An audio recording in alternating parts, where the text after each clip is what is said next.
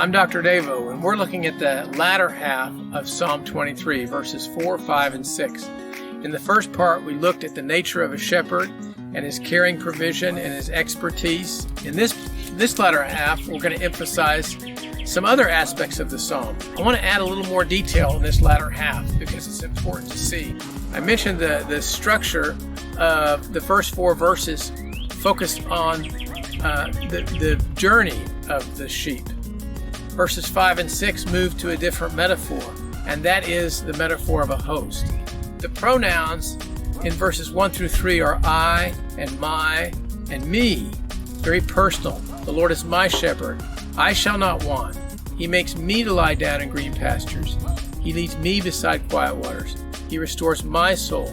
He guides me in paths of righteousness for his name's sake. But in verse 4, it moves to I and you.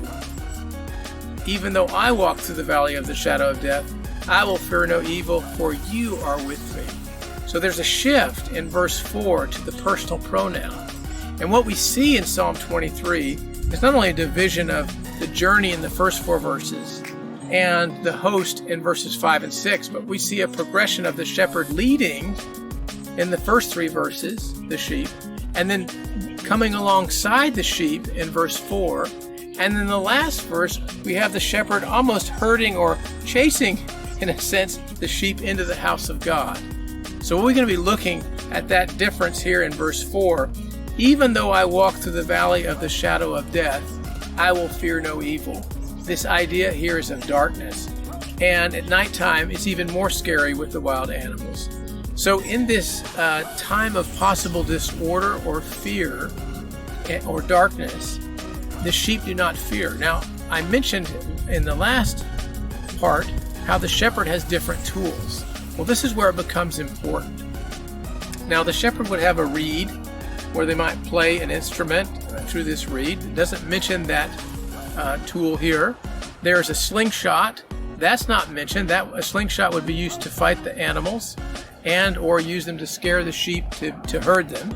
What are the 2 tools are the rod and the staff. The staff would have a crook in it, and it would be mainly used to guide the sheep.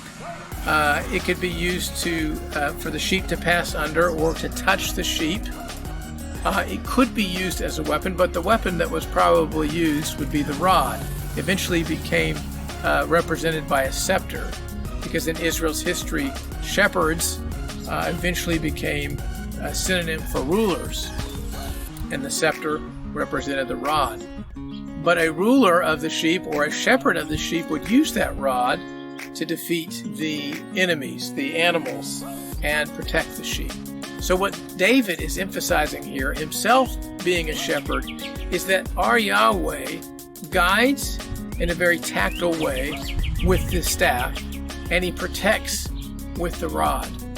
In Isaiah 43, verses 2 and 3, it says about Yahweh, "Fear not, I've summoned you by name," Yahweh says. "You are mine, and when you pass through the waters, I will be with you.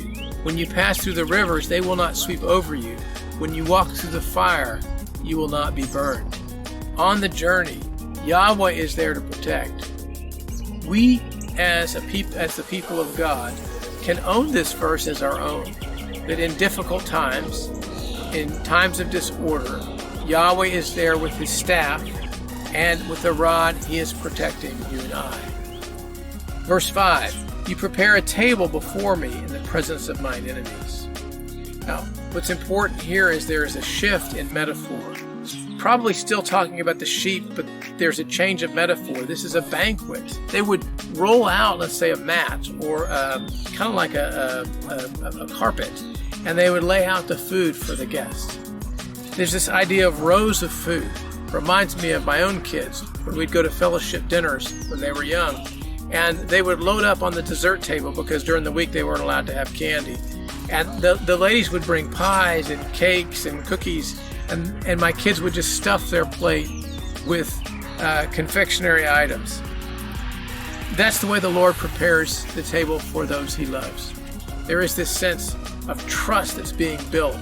Not only does God nourish us on the journey, but he also nourishes as we prepare to journey towards his house or his temple. There's a progression in this journey where the shepherd's taking the sheep toward the house of God. He anoints our head with oil. Shepherds did not anoint sheep's head with oil unless they were wounded or injured.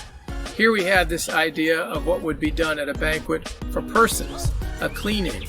The Lord cleans as a host, and he fills. You anoint my head with oil, and my cup overflows. It's an overflowing cup. What I want us to realize here is in this cup, there's this sense of abundance. And we look at this passage, we have an abundance of oil over the head. We have this cup overflowing with drink. We have food that's spread out in abundance. Earlier in the psalm, in verse 1 and 2, we have green pastures and waters that nourish, and the sheep have no need. So what we have here is this emphasis of provision for our lives. And then in verse 6, it says, surely goodness and love will follow me all the days of my life, and I will dwell in the house of the Lord forever. Here we have the movement from behind. The shepherd has gone before to lead in this journey. He comes alongside to comfort in darkness and in preparing a meal, a table before me.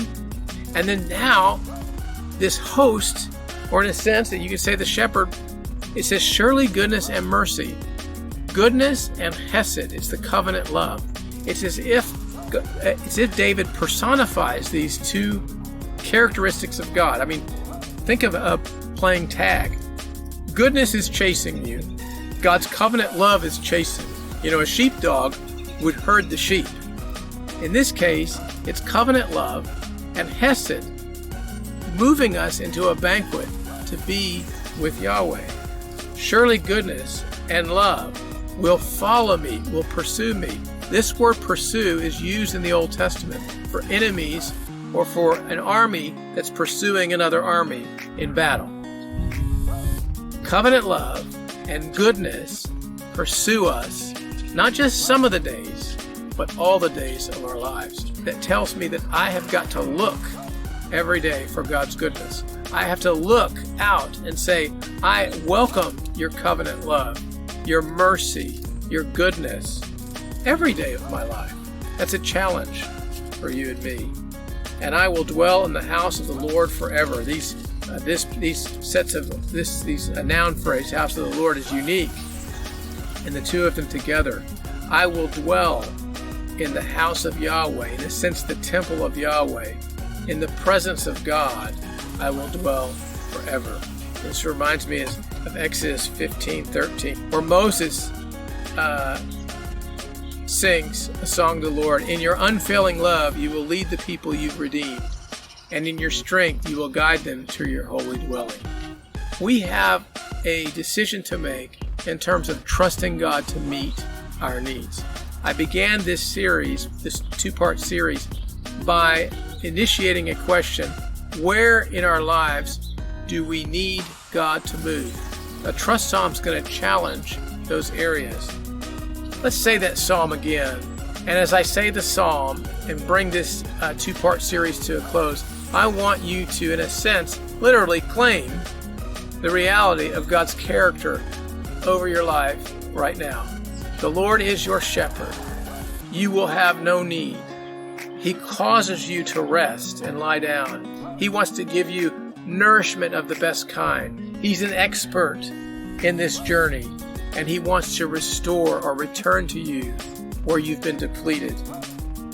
He guides you in paths that are familiar and easy for you to follow. His yoke is easy, his burden is light, and he does so with his name attached to it, and it's a path of righteousness. I will fear no evil, because you walk with me through the valley of the shadow. You protect me in the dark times in life, and I have no fear. You have what it takes to protect me. Your rod and staff will comfort me and protect me. You prepare a table before me in the presence of my enemies. He anoints your head with oil, and at this banquet, it's overflowing, and he guides you right into his presence. In the two-part series that we just looked at, the Psalm 23, share that information with someone that you know. it's important that not only do we receive that information, but read that psalm to a family member or to someone who is sort of on the fence with trusting God. Pray that psalm with them. Sing that psalm in your own heart and let God move in your life.